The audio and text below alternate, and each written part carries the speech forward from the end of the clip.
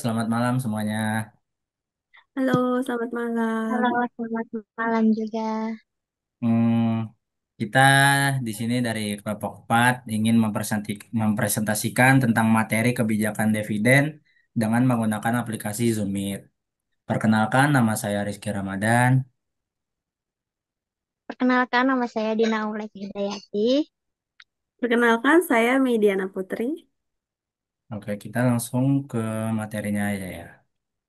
Kita bikin contoh tentang kebijakan dividen. Nah, kami boleh dibacain tentang apa pendapatan kita di neraca seberapa besar? Oke, ini aku coba jelasin pendapatan neraca kita ya pada Januari 2014. Oke.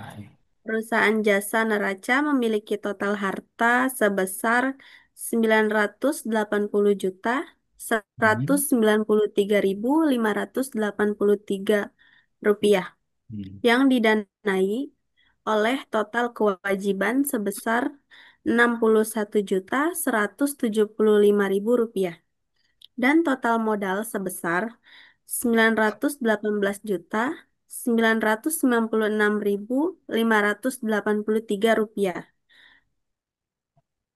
Dalam persamaan dasar akuntansi yaitu harta sama dengan kewajiban plus modal terlihat seimbang dalam neraca ini. Berikut. Sudah. Terima kasih kami. Boleh Kak Dina dibacain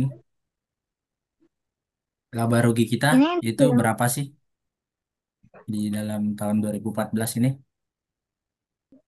laporan laba rugi ini Hmm. menyajikan kinerja keuangan perusahaan jasa selama bulan Januari 2014. Laporan ini menunjukkan pendapatan yang diperoleh dan biaya yang dikeluarkan perusahaan untuk menghasilkan laba atau rugi bersih. Hmm, Selama bulan Januari 2014, perusahaan jasa berhasil membukukan laba bersih sebesar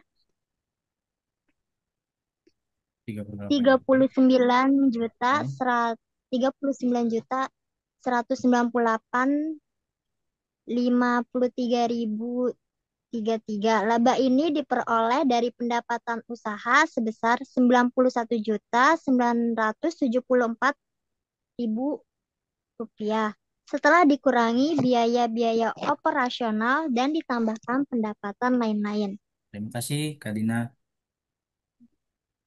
Ya, sama-sama. Di sini kita akan melanjutkan apa sih itu kebijakan dividen? Kita jelasin secara singkat ya. Nah, kebijakan dividen itu merupakan bagian yang tidak dapat dipisahkan dengan keputusan pendanaan perusahaan. Secara definisi, kebijakan dividen adalah keputusan apakah laba yang diperoleh perusahaan pada akhir tahun dibagi kepada pemegang saham dalam bentuk dividen atau akan ditahan menambah modal guna pembiayaan investasi yang akan datang. Macam-macam kebijakan dividen ada tiga. Yang pertama itu dividen tunai, dividen saham, sertifikat dividen. Di sini saya akan melanjutkan yang dijelaskan oleh Kak Rizky mengenai faktor-faktor yang mempengaruhi kebijakan dividen.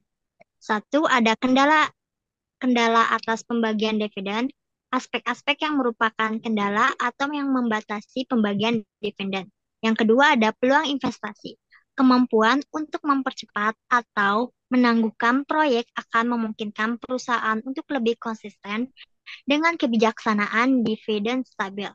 Ketiga, ada ketersediaan dan biaya dari sumber modal alternatif, yaitu besarnya biaya penjualan saham baru, kemampuan untuk substitusi ekuitas dengan hutang serta pengendalian.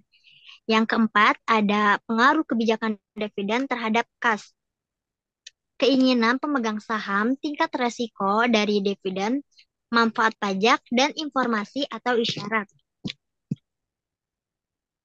Boleh dilanjutkan oleh Kak Mai? Terima kasih Oke. Kak Dina.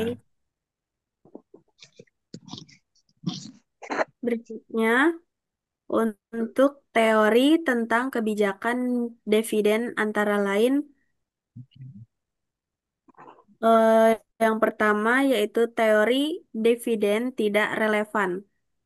Nilai suatu perusahaan tidak ditentukan oleh besar kecilnya DPR, tapi ditentukan oleh laba bersih sebelum pajak dalam kurung EBIT dan kelas risiko perusahaan. Yang kedua yaitu teori burung di tangan. Teori tentang kebijakan dividen antara lain, satu, teori dividen tidak relevan. Nilai suatu perusahaan tidak ditentukan oleh besar kecilnya DPR, tapi ditentukan oleh laba bersih sebelum pajak dalam kurung EBIT dan kelas risiko perusahaan. Yang kedua yaitu teori burung di tangan. Biaya modal sendiri perusahaan akan naik jika DPR rendah, karena investor lebih suka menerima dividen daripada capital gain.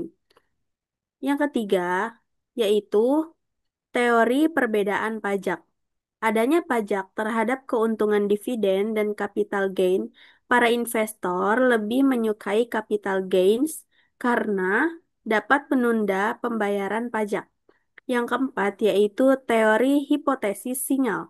Ada bukti empiris bahwa jika ada kenaikan dividen, sering diikuti dengan kenaikan harga saham.